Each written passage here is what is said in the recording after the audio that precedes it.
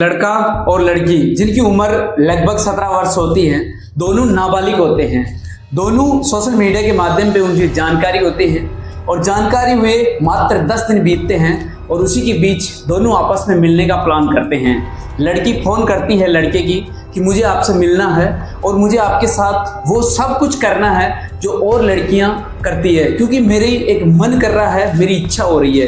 तो जैसे ही लड़का भी उसकी बात सुनता है और उनके भी मन में यही फीलिंग आती है और आखिरकार उसके भी मन में यही विचार आता है कि हमें भी कुछ कर ले, क्योंकि उनके मन में लड्डू फूट जाते हैं और वो भी उस लड़की की बात को हाँ कर देता है। और जैसे ही हाँ करता है, लड़का और लड़की दोनों एक एकांत रूम में पहुंच जाते हैं और जैसे ही एकांत रूम में पहुंचते हैं वहां जाके बनाते हैं। जैसे ही संबंध बनाते हैं, लड़की की कुछ समय बाद ब्लीडिंग स्टार्ट हो जाती है, क्योंकि लड़की का फर्स्ट टाइम होता है, क्योंकि लड़की जिंदगी में फर्स्ट बार किसी से संबंध बनाती है। अब जैसे ही लड़की की ब्लीडिंग स्टार्ट होती है तो लड़की की हालात देखी नहीं जा रही थी, बहुत तेजी से ब्लड बह रहा था और लड़का भी उसको बचाने की फुल कोशिश कर रहा था और लड़की भी, जब तक लड़की को होश रहता है, वो भी पूरी कोशिश कर रही थी।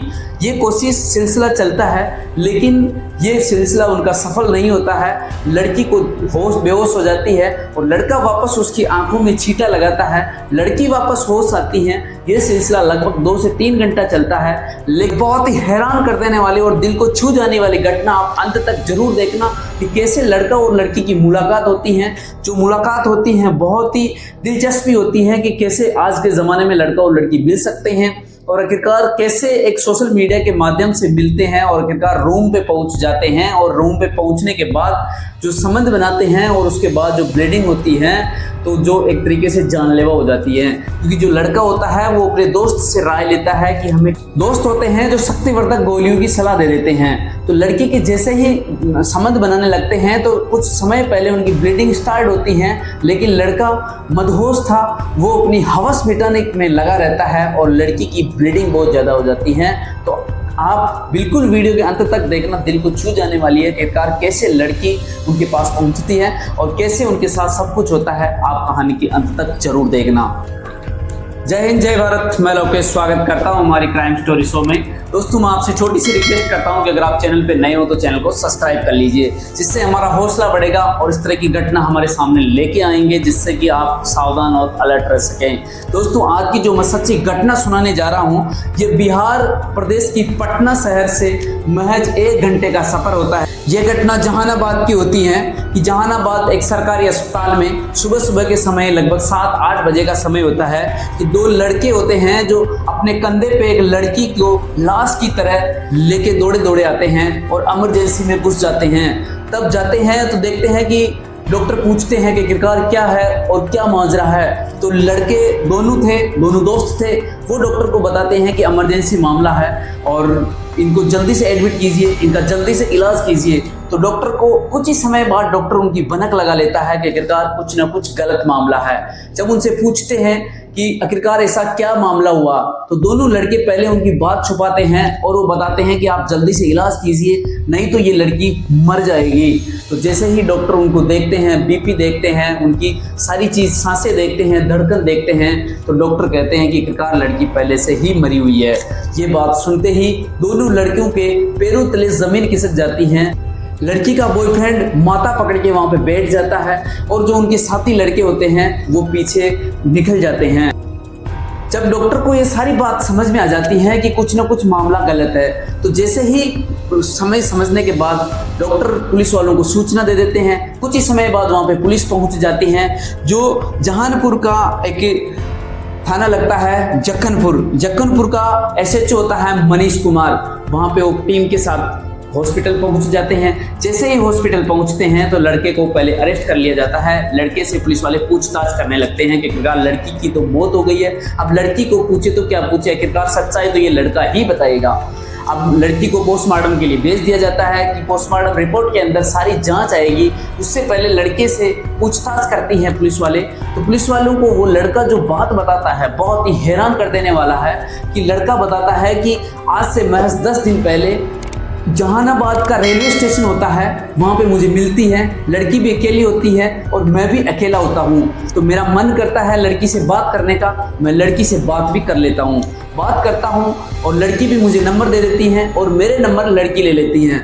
ये नंबर लेने के बाद दोनों जैसे ही घर शाम पहुँचते हैं, शाम को घर पहुंचते ही दोनों आपस में बात करने लग जाती हैं। अब जैसे ही बात करते हैं, बात आगे बढ़ती है, कुछ समय निकलता है, लगभग 10 दिन निकलते हैं और ये जो लड़की होती हैं, जिसका नाम काल्पनिक सोनिया नाम बताया गया है इस घटना के अंदर, क्योंकि किसी की आत्मा को ठेस पहुंचाना हमारा उद्देश्य नहीं है, इसके अंदर जो नाम है वो हम काल्पनिक बता रहे हैं, बाकी जो घटना है कहाँ की है वो सब सच्चाई के आधारित पर बता रहे हैं। जो सोनिया होती है वो घर जाके उनसे बात करते हैं, दोनों बातों में लगभग 10 दिन निकलते हैं और सोनिया जिस लड़के का नाम एक तरीके से राजेश होता है, राजेश को फोन पे बताती हैं कि मुझे आपसे मिलना है।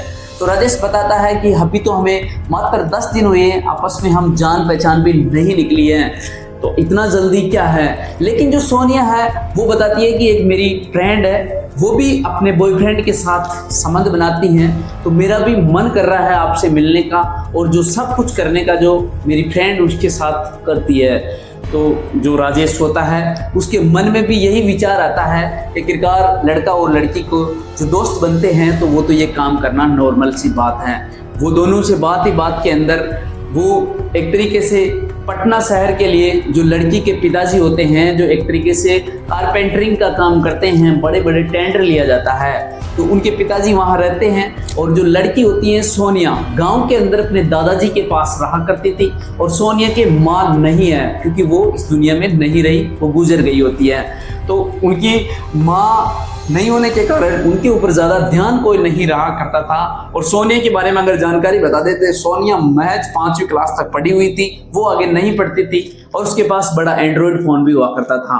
अब जैसे ही सोनिया अपने दादाजी को बताती है कि मैं मेरे पिताजी से यानी पटना जा रही हूँ मेरे पिताजी से मिलने के लिए, तो दादाजी उनको बोल देते हैं कोई नहीं बेटा, आप बिल्कुल चले जाइए। और इधर जो राजेश नाम का जो लड़का होता है, जो एक काल्पनिक नाम है, वो भी अपने घर वालों को, जो राजेश तो पढ़ाई लिखाई करता है क्योंकि नाबालिग होता है, स्कूल के अंदर पढ़ाई करता है और कुछ काम नहीं करता है, तो राजेश भी स्कूल का नाम लेके निकल जाता है और पटना शहर के पास जो गांव है जहानाबाद, वहां पे दोनों मिलते हैं। और जैसे ही मिलते हैं और बस स्टैंड के पास में वो पहले चाय कॉफी पीते हैं, कुछ डिस्कस करते हैं। तब इसी बीच जो सोनिया होती हैं वो बताते हैं कि आखिरकार हमारे को कहाँ पे मिलना है। तो राजेश होता है वो बताता है, अपने 3-4 दोस्तों के फोन करता है और जैसे ही फोन करता है तो एक दोस्त से बात होती है उनकी, और उनके पास जो, क्योंकि वो काम करते थे, उनके पास रूम हुआ करता था। राजेश उनसे बात होती है, राजेश को वो बताते हैं कि हमारे रूम पे आ जाइए, क्योंकि राजेश उनसे रिक्वेस्ट करता है कि मैं मेरी प्रेमिका को लेके अपने रूम पे 2-3 घंटा के लिए रुकना है, मुझे उनसे सिर्फ बातचीत करनी है, क्योंकि नई नवेली हमारे साथ एक मित्र बनी है जिसको हम अपने रूम पे आएंगे और कुछ बात करके हम निकल जाएंगे। तो उनके जो साथी होते हैं वो उनकी बात को हाँ कर देते हैं और वो बताते हैं, जो लोकेशन भेज देते हैं, और राजेश और सोनिया दोनों उनकी बताई हुई लोकेशन के वहां पे पहुंच जाते हैं कि उनको रूम खोल के दोनों लड़का और लड़की को रूम के अंदर छोड़ दिया जाता है और दोनों दोस्त होते हैं जो बाहर निकल जाते हैं। वो बताते हैं कि जैसे ही आप फ्री हो, मिलके आपका मन भर जाए, तब हमारे फोन कर देना और आप आपके हिसाब से निकल जाना। अब जैसे ही राजेश जो काल्पनिक नाम और जो सोनिया होती हैं दोनों रूम के अंदर जाते हैं, कुछ टाइम बैठते हैं और वो अपने काम के अंदर यानी संबंध बनाने लगते हैं। जैसे ही संबंध बनाते हैं लड़की की ब्लीडिंग स्टार्ट होती है।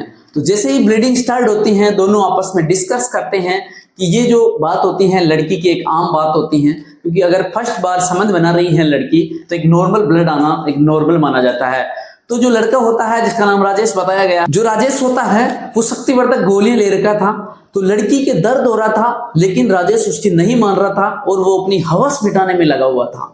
अब जैसे ही लड़की के दर्द हो रहा था और ब्लीडिंग ज्यादा बढ़ने लगती है, लेकिन राजेश उसकी बात नहीं सुनते हैं और आखिरकार ब्लीडिंग और ज्यादा तेज बढ़ने लगती है, यहाँ तक कि बेड के अंदर जो बेड शीट होती है वो पूरी ब्लड के अंदर हो जाती है, सन हो जाती है।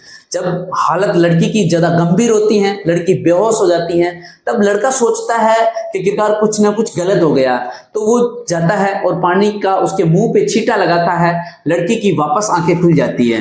अब जैसे ही वो वापस कोशिश करता है लेकिन लड़की उसको मना करती है, लेकिन राजेश नहीं मानने वाला होता है, वो उसके साथ वापस वही काम करने लगता है और लड़की का ब्लीडिंग और ज्यादा होने लगती है। जब ब्लीडिंग होती है तब लड़का मानता है, वो सीरियस लेता है कि आखिरकार लड़की का कुछ मामला और ज्यादा गंभीर हो गया। तब वो लड़कों को, जो उनके दोस्त होते हैं, वो उनको पूछते हैं कि यार लड़की के ब्लीडिंग स्टार्ट हो गई है और ये बार बार बेहोश हो रही है, तो क्या करना चाहिए। तो उनके लड़के भी जो दोस्त होते हैं वो बताते हैं कि कुछ टाइम बाद रुक जाएगी, आप ज्यादा चिंता मत कीजिए। लेकिन इधर तो मामला बहुत ज्यादा गंभीर था। अब इधर जो दोस्त होता है वो भी यही सलाह देते हैं कि यूट्यूब पे जानकारी ले ले। तो यूट्यूब पे वो वीडियो देखते हैं, वो बताते हैं कि कुछ पैर ऊपर कर दीजिए, उसके बाद रुक जाती है, या कुछ टाइम बाद ऑटोमेटिक रुक जाती है, या कोई यूट्यूबर बताता है कि कपड़ा बांध लीजिए। ये सब सलाह करता है वो राजेश, लेकिन दोनों बचाने की पूरी कोशिश करते हैं, लड़का और लड़की, लेकिन उनका कोई प्रभाव नहीं पड़ता और ब्लीडिंग और तेज होने लगती है। तब राजेश देखा जाता है अपने दोस्तों को फोन करता है, और जैसे ही फोन करते हैं वो दोनों दोस्त भी आते हैं। आने के बाद देखा जाता है तो लड़की की हालात और ज्यादा खराब होती हैं। जब दो दोस्त और वो तीनों मिलके उनको एक प्राइवेट हॉस्पिटल में ले जाया जाता है, जहां पे जैसे ही प्राइवेट हॉस्पिटल में जाता है, प्राइवेट हॉस्पिटल वाले उनको देखते ही उन पर हाथ कर देते हैं, यानी मना कर देते हैं कि ये मामला कुछ गलत है, गंभीर मामला है, नाबालिग लड़की है, नाबालिग लड़के हैं और इसके साथ कुछ गलत हो रखा है। तो कहीं ना कहीं अपने हॉस्पिटल पे भी और दिक्कत आएगी और लड़की के बचने के कुछ चांस उनको नहीं दिखते हैं। तो वो एक गवर्नमेंट हॉस्पिटल में उसको रेफर कर दिया जाता है। जब जैसे ही रेफर करते हैं तो जो लड़का और लड़की और जो उनके दो दोस्त होते हैं वो सब मिलके उनको एक सरकारी अस्पताल में ले जाया जाता है। जैसे ही ले जाते हैं उसके बाद उनको डॉक्टर उनको मृत घोषित कर देते हैं। ये सारा मामला जब पुलिस वाले उनको पूछते हैं, सब उनको बयां करता है। जब बयां करता है तो उनके जब दादाजी का नाम लेके वो लड़की वहां पे जाती है, लेकिन दादाजी भी उनके फोन नहीं करते हैं और उनके पिताजी भी उनके फोन नहीं करते हैं लड़की के, और आखिरकार लड़की वहां पे गलत जगह पहुंच जाती है और उस लड़की को जान से हाथ धोना पड़ता है। और जो लड़का होता है उसको 18 साल से नीचे होता है, उसके कोई मुकदमा तो दर्ज नहीं होता है, लेकिन उसको बाल सुधार गृह में भेज दिया जाता है। और उस लड़की के पिताजी होते हैं, जो दो लड़के जो दोस्त होते हैं जिनके रूम पे वो गए थे, उन पे और वो जो लड़का, तीनों पे मुकदमा दर्ज करने की जबरदस्ती कर रहे हैं और उनको एक तरीके से बोल रहे हैं कि हमारी लड़की के साथ कुछ गलत हुआ है। हालांकि हुआ तो बिल्कुल है। आप भी अपने कमेंट में बिल्कुल बताइए कि लड़की की गलती है या लड़का की, और आखिरकार उनको सजा क्या मिलनी चाहिए। और इस कहानी से अपने को ये सीख भी जरूर लेनी चाहिए कि आज के जमाने के अंदर, आज की जनरेशन के अंदर जो बच्चे होते हैं उनके मोबाइल पे बिल्कुल निगरानी रखनी चाहिए। हम सोच नहीं सकते हैं लड़के वहां पे भी जा सकते हैं, और बिल्कुल जैसे अगर वो लड़की सच धज के गई थी तो उनको ऊपर निगरानी रखते तो ये मामला नहीं होता। और अगर वो चली भी गई तो घंटे बाद भी अगर दादाजी उनके फोन कर देते कि लड़की कहाँ है, तो हो सकता है वो रूम के अंदर नहीं जाती, और उनके पिताजी भी फोन कर देते, दोनों उनसे बात हो जाती तो लड़की वहां तक नहीं पहुंचती, और गलती से वहां पहुंचती वहां भी फोन हो जाता, तो ये इतना गलत काम नहीं होता। बिल्कुल इस कहानी से अपने को ये सीख मिलती है कि आज के जमाने के अंदर जो लड़का और लड़की है उनके अंदर स्पेशल ध्यान रखना चाहिए, क्योंकि आज के मोबाइल के जमाने के अंदर चैटिंग के माध्यम से सब कुछ होता है और सब कुछ फंसा जाता है। कहानी कैसी है कमेंट में अपनी राय जरूर बताना कि गलती किसकी है। दोस्तों मिलते हैं आपको किसी और घटना के साथ, जब तक आप सावधान और अलर्ट रहिए। जय हिंद, जय भारत।